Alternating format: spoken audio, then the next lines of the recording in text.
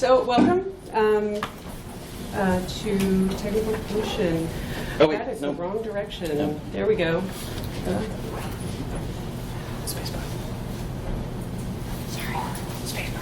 I have to remember to push the spacebar. Yeah. So who are we? I'm Andrea Soper. I work at Palantir.net, and this is Joe. Yes, I'm Joe Purcell. I'm also at Palantir. I am an engineer. Zendoodles in all the lands.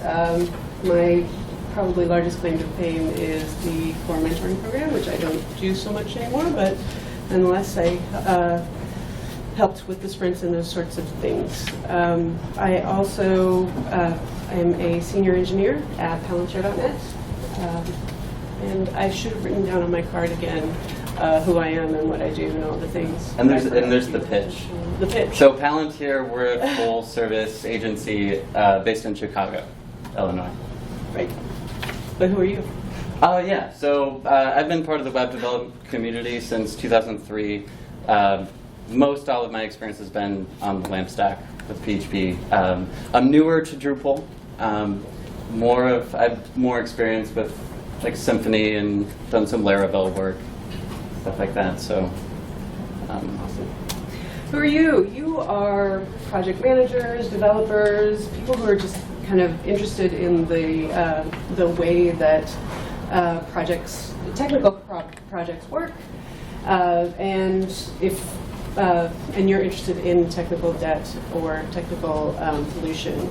If that's not you, if you're here for lists or whatever the other thing is that's next door, you can leave now. We're okay. We won't be mad at you. this is true. All right, so let me tell you a quick story. So smog was a term not coined in Los Angeles. It was actually coined in England. This photo that you see here is a photo from the early 1900s.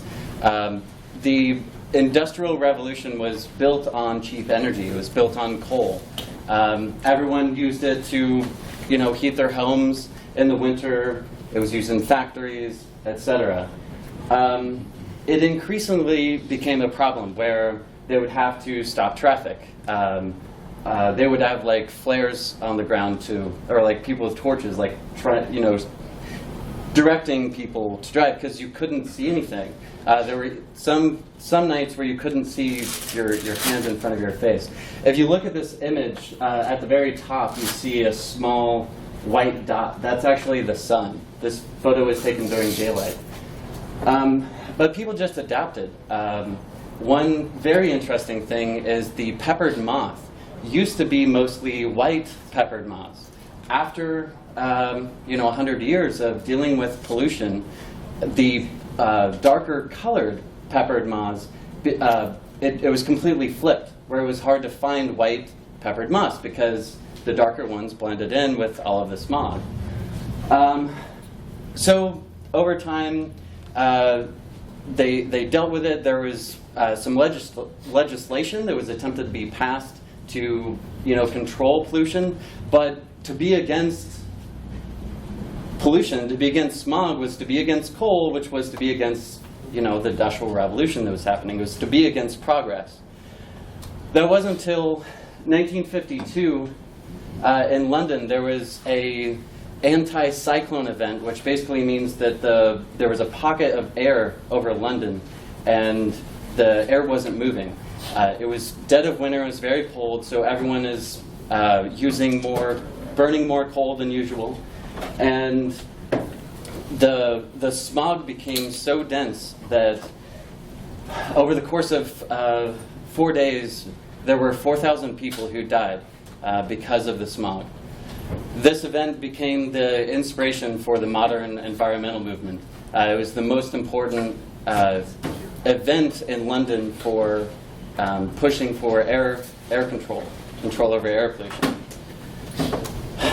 So, in retrospect, they formed a committee to investigate what had happened. And they looked at what were the symptoms. Well, the symptoms were, people were getting sick, transit problems because of low visibility, and then they asked, what were the causes? Well, things that smoke. I mean, that's no surprise.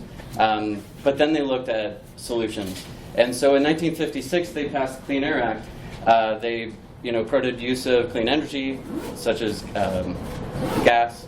They increased the height of chimneys, and they implemented smoke-free zones. So in industries that were burning coal had to move outside of the residential areas. The reason we tell this story is we're going to take a similar approach. We're going to look at what is technical debt? What is it that we're talking about? What causes technical pollution? So when we introduce technical debt, we're going to introduce the classic definition, and then we're going to introduce a spin on that, which is technical pollution. So Andrew's going to talk about what causes it, and then we'll go through some practices that you can use to mitigate or eliminate technical pollution. So, what is technical debt? The original context was Ward Cunningham was working for a financial software company, and they were using agile methodology. And what they would do is they would develop a prototype of what the client wanted, and they would iterate over that over time. So they would make tweaks as they go. Well, sometimes they didn't have all the information they needed about what the client needed. So what they would do is they would write the software as they understand it. They would release the code and then pivot based on feedback. So he was describing this process to his boss, and he said it this way: shipping first-time code is like going into debt. A little debt speeds development as long as it's paid back promptly with a rewrite. So what he's describing here is that you write code that's not quite right with the expectation that you change it later. There are a number of reasons why you might do that. I mentioned one, which was get that feedback. The other could be that you're preserving startup capital. So maybe you only have so much money and time, so you take shortcuts. So this is something that happens, and in cases where you decide to take those shortcuts, there can be greater goals that you're achieving. So it's good. But the danger occurs when the debt is not repaid.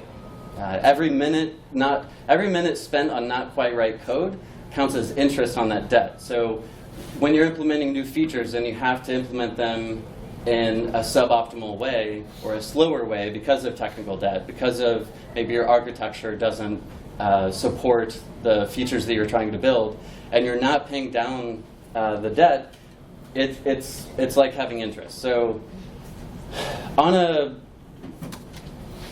like this diagram. This is from Martin Fowler, and he was describing the different reasons why you might have technical debt. Technical debt is not always intentional. Sometimes it's unintentional. So if you look on the left column, reckless and deliberate. So this is where you are saying, like, we don't have time to re-architect this application, so we're just going to continue doing. We're going to proceed as we do. The inadvertent aspect would be like, maybe you have a new developer on your team and they're writing software and they just don't understand the architecture. So they introduce technical debt because they simply don't understand. On the right side, this is prudent. So prudent is where you have people like Robert Martin would fall into this category, Ward Cunningham. This column on the right, these are the category of people who are prudent about the software they're writing. So basically the idea is like, you should never be reckless, intentionally or unintentionally. So this prudent column, you might have a case where you ship now and deal with consequences. So maybe there's a bug and you have a manual fix for it every time this bug occurs. So you do it for whatever your greater goals are. Could be because of finance, could be because of time. The inadvertent aspect is, like I was describing with Ward Cunningham and their software, they would release code with a current understanding, and then once it's released, it's like, oh, okay, that's how people are using the application. That's what they actually need, and so they change it later. So this gives a broad overview of different ways in which technical debt is introduced into software. And this is the effect on a project. So this is from Robert Martin. He has a book called Clean Code. Excellent book. I recommend it. Has some really good principles about writing software. Over time, your productivity goes down when you're not paying down debt, when you're not correcting the incorrect code in your code base. And the problem with this, what makes this worse, is Brooks' Law, which is, okay, we see productivity decline, let's add more manpower. Let's add more people to this project. That's not going to work. It's actually going to make it'll push out the timeline. It'll decrease your productivity because you need to onboard them, you have more people interaction, resolving merge conflicts, etc. You simply will not increase your productivity by adding more people. So the fact is that debt has to be repaid. Not quite right code has to be repaid if you want to increase your productivity. Now, this is another one of my favorite diagrams. This is from Philippe Cruchton. He's a professor, and he does research on technical debt. And this is a diagram that he used to talk about different types of effort. He has an article called "What Color is Your Backlog?" How many of you all work with backlogs? Like have a backlog in there? Okay. So the idea is that in that backlog, you're tracking certain kinds of effort. And most of what we see in a backlog are features. So these are tickets where it's like, okay, the client is asking for this, and it's a new feature that you're building. The second one that you will see are bug tickets, right? So they have negative value, so it needs to be fixed, but it doesn't add new value to the project. And those are the two things that we most often see and talk about. The invisible side is a problem for product owners because it's invisible. So you need someone who's technical, who understands the code base to be able to reveal what this invisible effort is. A lot of times these two things, architecture and technical debt, a lot of times those are included or at least implicit, whether it's set or not, it's implicit in feature and bug tickets. What he proposes is to identify them separately. So architecture tickets might be like, set up Redis, add a caching layer or something.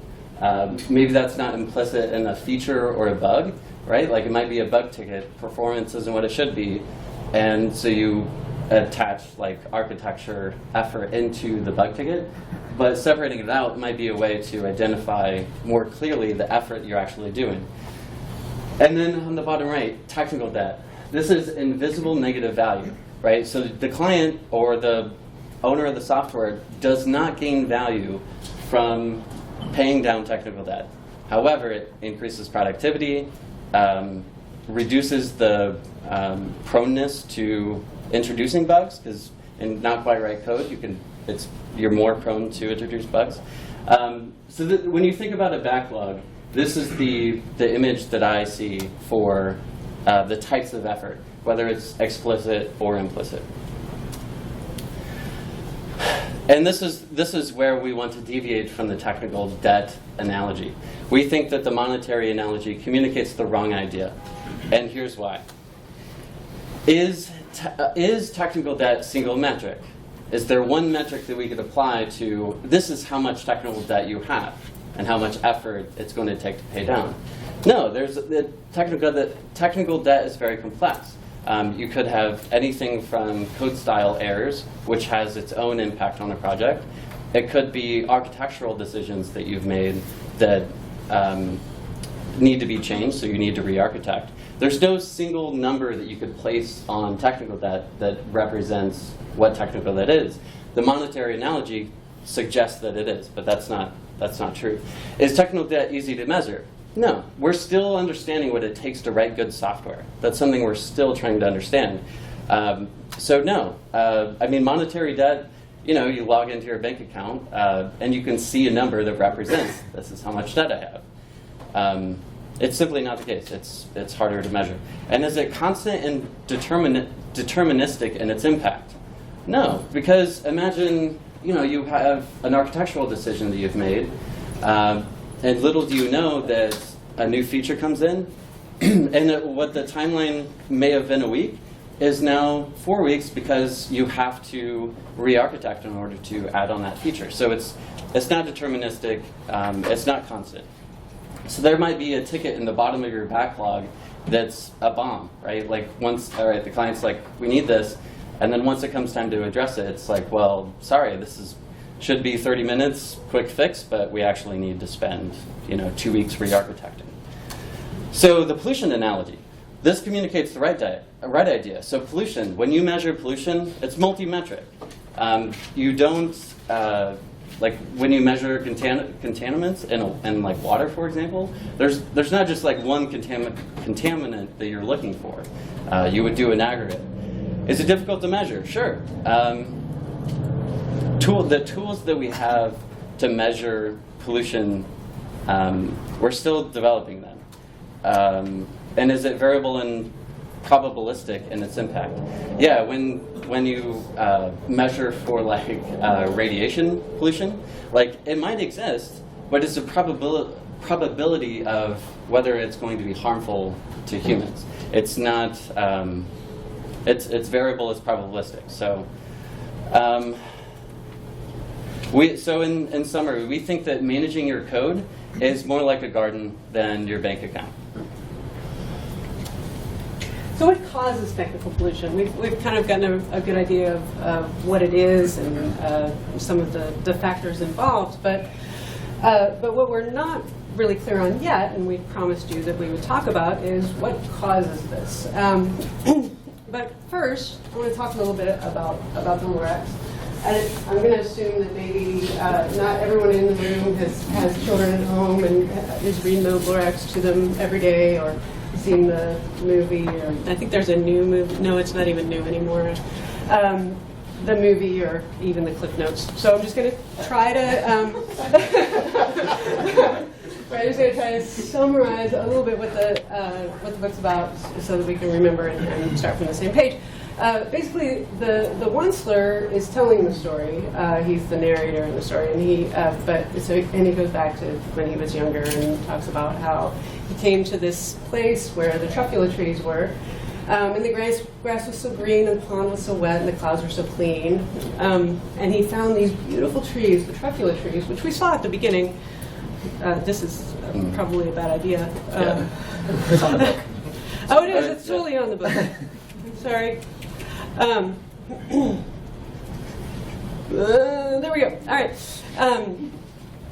We should put an image on this slide. Okay. Yeah, Anyway, so he chops a truffula tree and he uses the silk from the top, the wonderful silky silk from the top, to make a thneed, because a thneed is a thing that everyone needs. And he starts selling his thneeds, and of course, since everyone needs it, then the demand is pretty high, and he has to make more, and he has to chop more trees. But the first tree that he chops, out of the stump comes the Lorax, and the Lorax is smallish and something and mossy, and his voice was sharpish and bossy.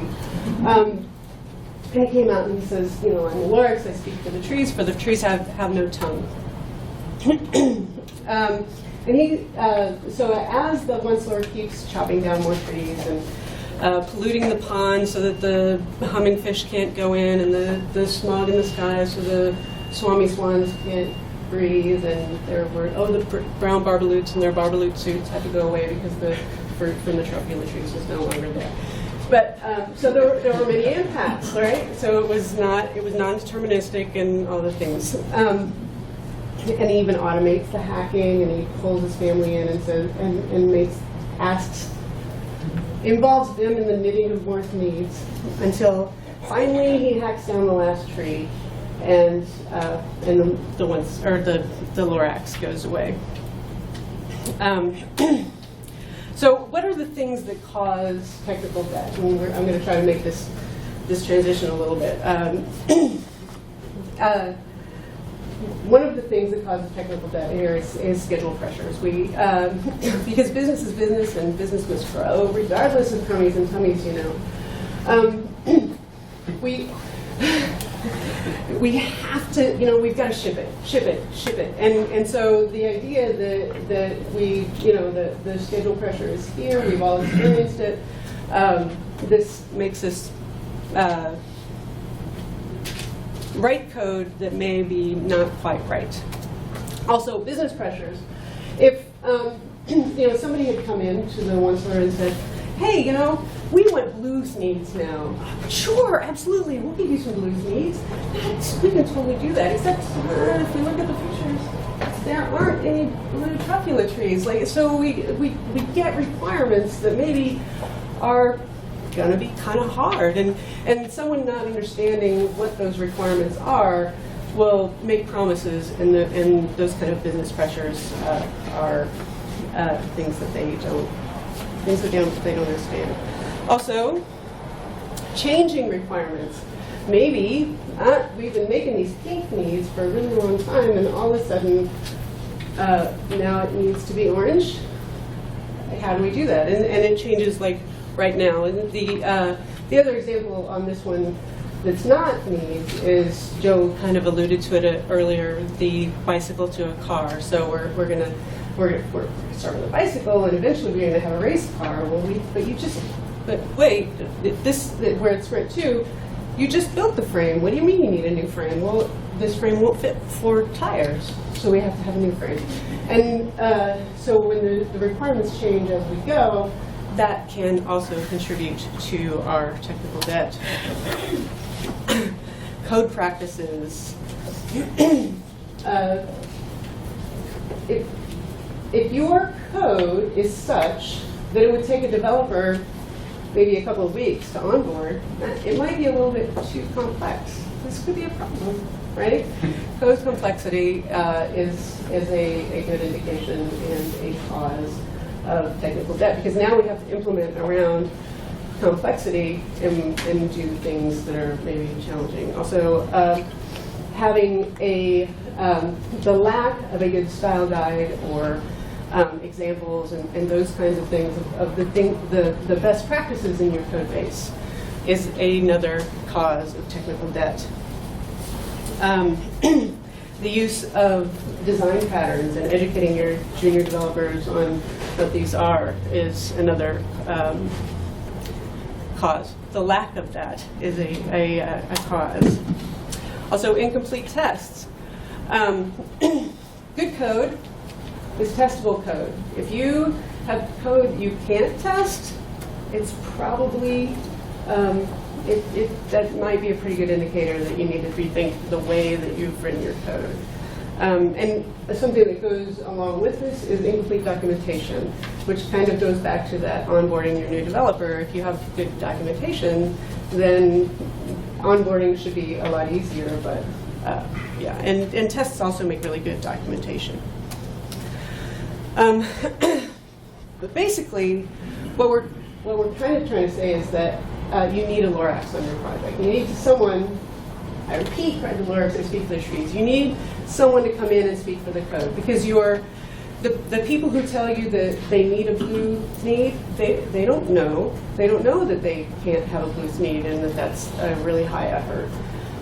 You're the one that's intimate with the code. You have to be able to speak to your project managers, to your stakeholders, and those things, and tell them why, and help them understand why this is a problem. Yes. So how do you deal with technical pollution? Yes. Wait, I think I had words for that. Oh, did you? No. No? You tricked me. I tricked you. So one of the ways in which so we're going to go through a couple different topics of practices, and one of the things is culture. Culture impacts your ability to speak for the code and whether or not that's appropriate, and it comes from the top down. So, for example, at Palantir, it's very easy as an employee there to be green, because it's from the top down. Like, all of our furniture is from zero emission factories. We have recycling. We do gardening. We have bike rack. So it's easy to bike to work and store your bike. And having that come from the top down, it's like it just becomes second nature. It's part of your thinking day to day that, oh, we're a green company, I should be green too. And the same way, culture impacts the way that you talk about code. If you always have that business pressure, schedule pressures, etc., From the top down, it's going to be hard to feel comfortable as a Lorax saying, like, look, all right, here's all this invisible effort, this technical debt that we need to pay down. It's hard to be able to communicate that unless they trust you. So having that trust built from the top down is a way in which you can build a culture around preventing or mitigating technical debt. One great way to do it is behavioral testing. Gherkin, how many of you use Gherkin in tests? I recommend at least checking it out. What it helps with is it allows clients to communicate their requirements without all of the nuance of the pressure and the stress that maybe they're feeling. And it defines it very clearly for engineers, for developers to implement. So it keeps the conversation formal. And again, project managers, support your Lorax. Allow your Lorax, allow your leads and the people who are intimate with the code, allow them to impact the timeline. Give them time to correct the code. That's going to build your velocity. It's going to increase your velocity. It's going to help mitigate against bugs, bug creation. One example of that is Toyota. Toyota has the and-on cord. And as cars are coming off the line, anyone on the line can pull the and-on cord, stop the process, and you go and you look and figure out what's causing the problem. If you don't have that, then you're going to continue to ship buggy code. And that could put a lot of stress. Yeah, one of the interesting things about the and-on cord is that Toyota had the and-on cord, and they thank you for pulling the cord and saying, hey, there's a problem here. Ford, before things changed, would actually it would have negative impact if you stopped the line and said, hey, there's a problem here. So it's a cultural. Sorry. Yes. No. Thank you, because I didn't say that, and you're right. Like, you have to have a culture in which it's okay to pull the and-on cord. Especially when you're talking about something that's invisible, right? Like, it's easy to talk about features and bugs because clients like, yes, I see that. But this invisible, like, you need to have a culture to support it. So, yeah. So, another way, and this has kind of been alluded to, is just as a project manager or whoever's overseeing the development team, make sure that they can focus. Make sure that business pressure does not impact their decisions, because you're going to be more prone to taking shortcuts and deliver code that's not quite right if they're feeling that pressure. Design patterns. So this is about teaching your developers and as a developer, learning ways to write code that doesn't have technical debt. So when we use design patterns, we have known repeatable code that people have been working on smarter than me for ages and ages, have made decisions and implemented design patterns. A hook, for example, is a valid design pattern that Drupal maybe overused a little bit, but we're getting over it. It's okay. But re-implementing design patterns that are known and have are repeatable patterns of code can help to eliminate technical debt, because we know that these things don't have the amount of technical debt before. Also, following code standards. I'm not talking about just white space and things like what is it when they call the conditional where you put false first and then the things. Yoda. Yes, Yoda. Yes, Yoda. Where you put false first, because using that as a code standard eliminates problems in the future and when you come back. Another thing that you can practice is planning to refactor. Agile. So some of you use Agile. Agile is prone to technical debt because of Yagni. And Yagni is you ain't gonna need it. So the idea in that mentality is that if client asks for a bicycle, you build a bicycle. Like, don't try to build a bicycle that can be turn into a car. Just build a bicycle because you ain't gonna need it. Like, don't Don't try to plan for future expectations that may not exist. But because of that, it's prone to technical debt, because as requirements change, you can't iterate from a bicycle to a race car. They're fundamentally different things. Yes, they both allow you to transport, but the bits and pieces of it are different. So give your team time to refactor.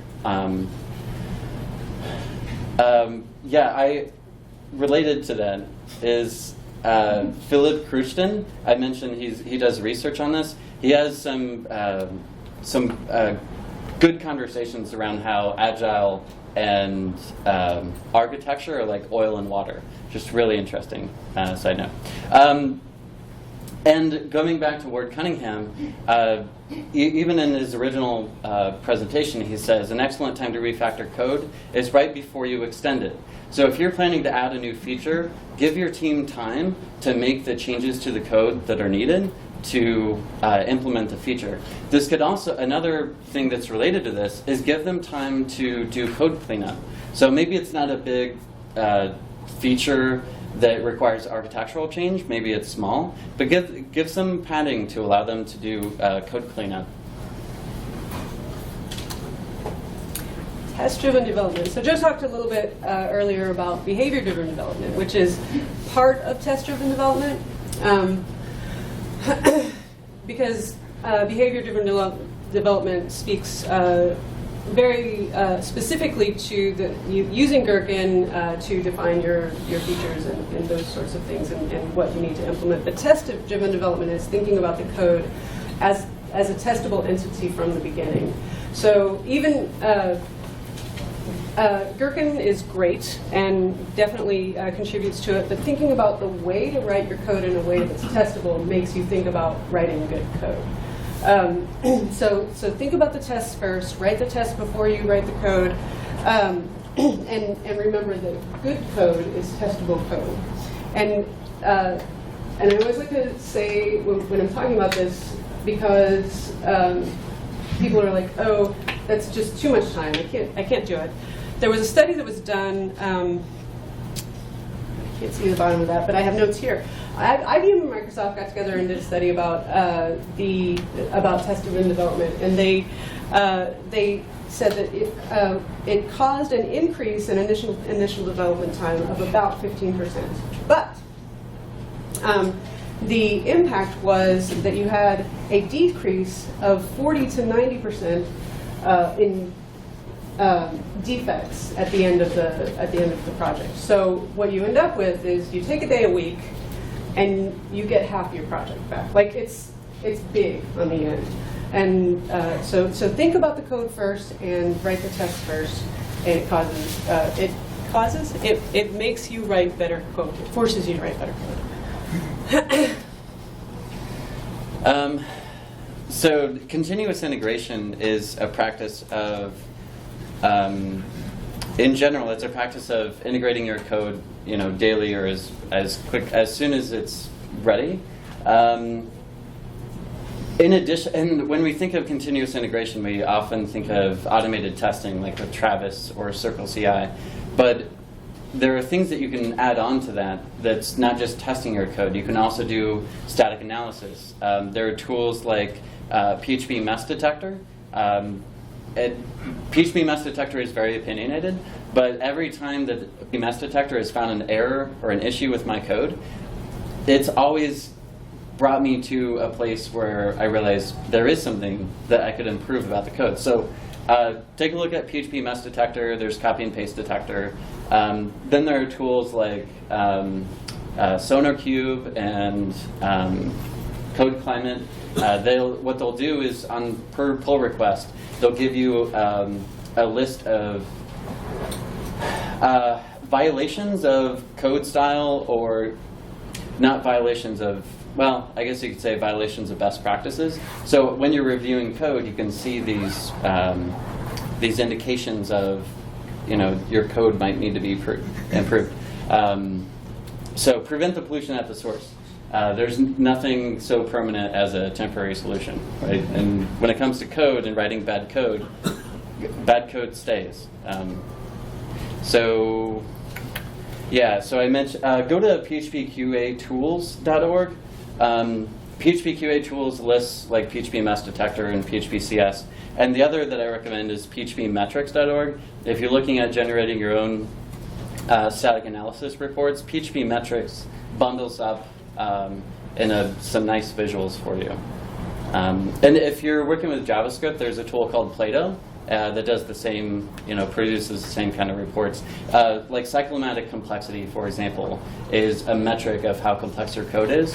And these are tools that will give you visibility over how complex your code is. And being able to talk about numbers is really nice, right? Because otherwise, you just have to trust your development team, which you still should. It's just it gives a quantity. It gives a quantity to what we're talking about. So I know that was.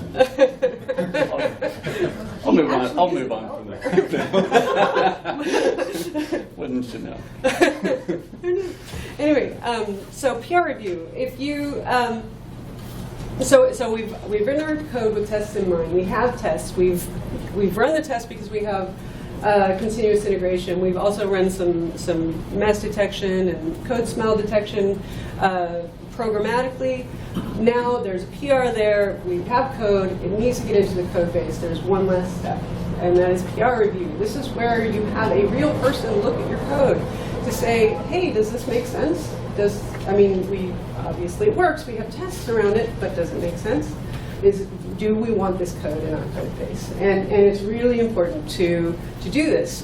This is also a really, really good opportunity for new developers to learn about code. Like if it's a PR from a junior developer to educate the person on maybe your design patterns that we talked about before. If it is a PR from a senior developer, a junior developer should be reviewing it to learn more about the code base and to learn other good practices. So always modeling good practices. PR reviews are such a really good opportunity to teach about good coding practices. What is PR? Oh, pull request. I'm sorry, I made assumptions that was wrong. Pull request, yeah. On GitHub, they call it a pull request. Does that happen elsewhere?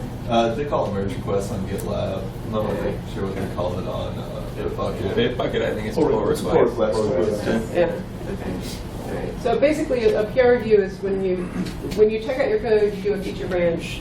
You check out your code, you create a feature branch, and then the pull request is, please pull my feature branch into the master branch or the develop branch or whichever branch it is that you use in your process. How many of you are unfamiliar with Git versioning system? See, everybody. No? Okay, cool. All right. So unless someone like you cares a whole awful lot, nothing is going to get better. It's not. And this is a quote from the one-star. He's learned his lesson. All the trees are chopped down, and smoggy and things, and he has a seed, and he's giving it to a kid. He says, unless someone like you cares, nothing's going to get better. Someone has to take care of the code base. Someone has to tend the truffula trees, and we as developers are responsible for communicating for the code base, because project managers, stakeholders, people who aren't in the code because they're not developers don't understand why. They don't understand it. And so the code needs someone to speak for it. And we are in a position to do so.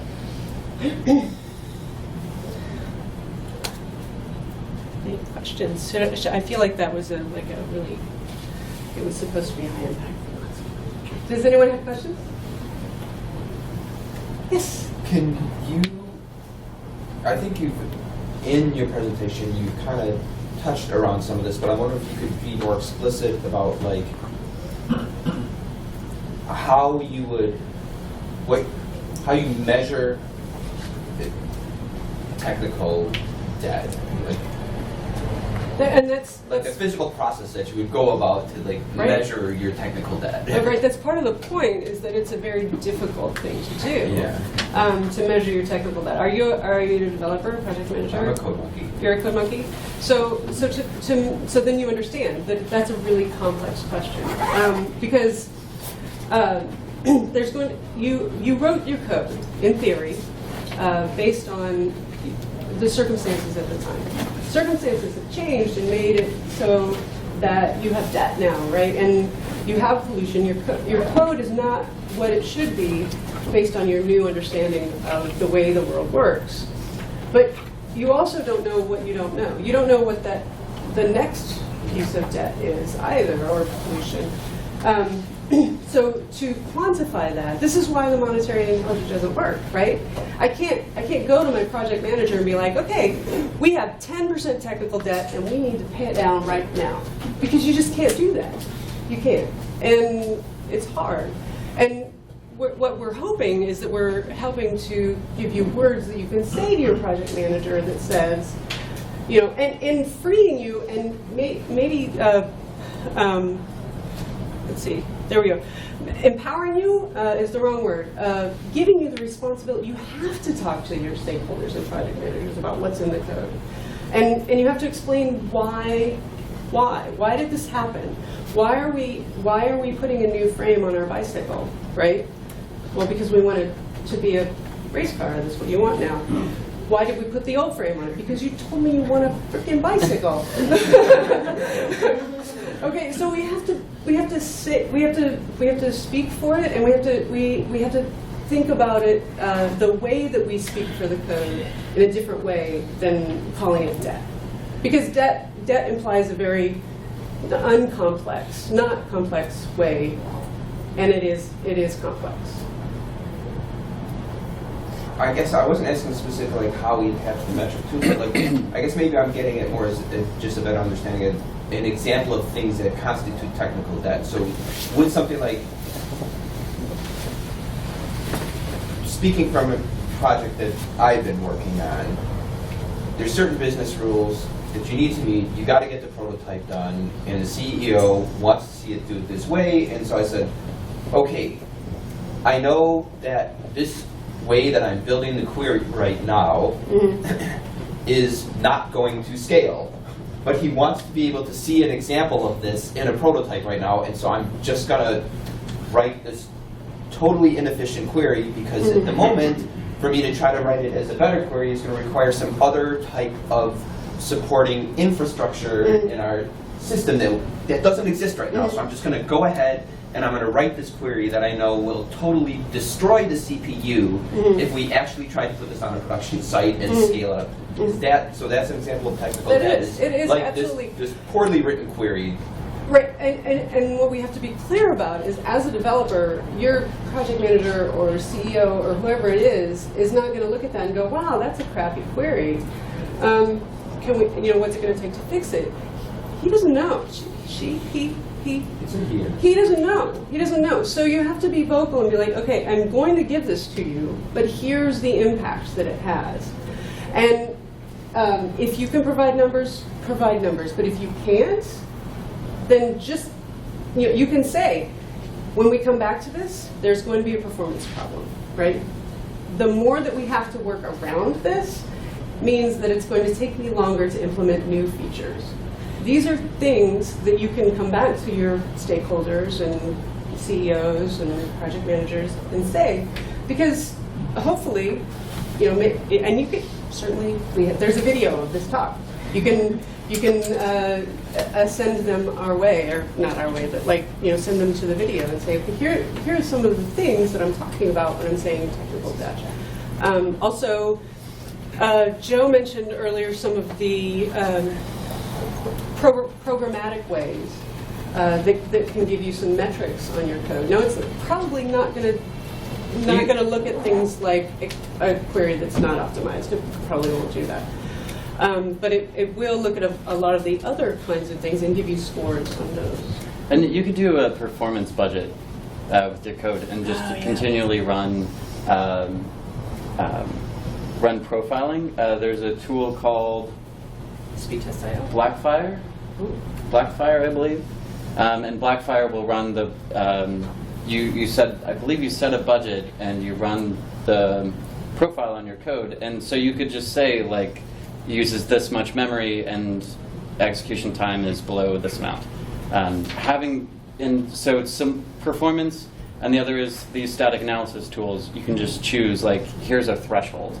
If you want a quick, easy way, Code Climate gives you a GPA. So it like quantifies the code quality in one number, which is a GPA, and you could just say like, we're not going to go below like 3.5. Yeah. Our developers will literally just put "fix me" in the code. That's a code And smell. so when they come back later, like, and we can count them. But it's good documentation, though. In the Yes. case, like, especially, you'll find things in the code, right? You'll be, I'm working on this other thing, and wow, that's crazy pants that's right up there, but it's not part of the code that I'm working on. But you had to read it before you get to the part where you could add. At that point, good comments are good. Good comments are good. Your add to-dos. Add to-dos. Yeah. It's good add that to it's do is documented. good because many IDEs will support an finding all the add to dos. So having a consistent, now we're back to code standards and those kinds of things. Having a consistent way to mark, here be dragons is a good idea. And some of the static analysis tools will give you a report of your at-to-dos in your project. So I think you had a question, yeah? Hey, I'm wondering about how you guys handle knowledge sharing. So, you have black box code sometimes where someone else wrote it and you have to figure it out. Mm-hmm. That can either come from inheriting a project, or sometimes in our case, we'll have projects that go through a build process and then go into support. And it's a different team. Mm-hmm. How do you handle those cases? We're actually, that's one of the things that we've been talking about internally a lot lately, too. Yeah. Symfony has an interesting way that they handle it. They have a documentation. Like in the code, there's a documentation directory in which you put all of the things in there, and it's marked down. And so when you're in if you use GitHub, you can see the README in the front. And so then you can also link to the documentation that's in your documentation folder. I think that's a really good idea. Just do a better job at documenting. And documentation is good. I'm not a fan of wikis in your project management system. I'm not a fan. The documentation needs to be with the code, right? And with the exception of passwords and things that don't be really silly, but I think a quick side note that I would like to make about documenting code is if you use design patterns and have like very clear code, documentation is important because there's no such thing as like self-explanatory code. You need to know what the architectural vision and the reasons why the code was written.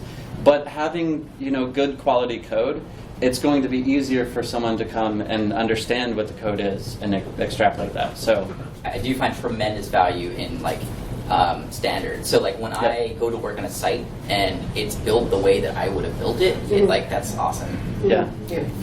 Yes. Yeah. So when you're talking about putting the documentation, drive-by documentation for something you notice on the way to your working, do you put that in a separate documentation branch?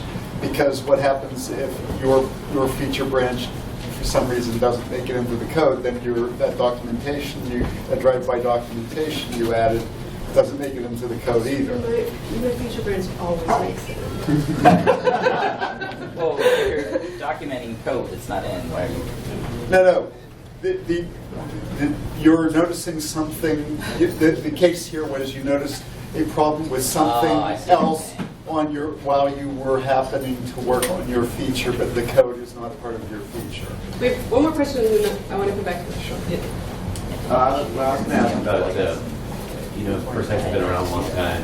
A lot of times the technical debt is related more to the business processes that are maybe outdated or not used. Or do you guys ever do reviews of stakeholder reviews for actual functionality that aren't needed anymore and things like that? Yeah, that's a really good point. An audit would be something, especially when you're inheriting code, to do an audit of, here are the things, here are the modules that aren't actually even enabled. Why are they not in my code base? or those kinds of things. And that's a really important thing to do periodically as well. Yeah, before you all go, I would like to mention the slides are on GitHub, and there's a number of references that we have here.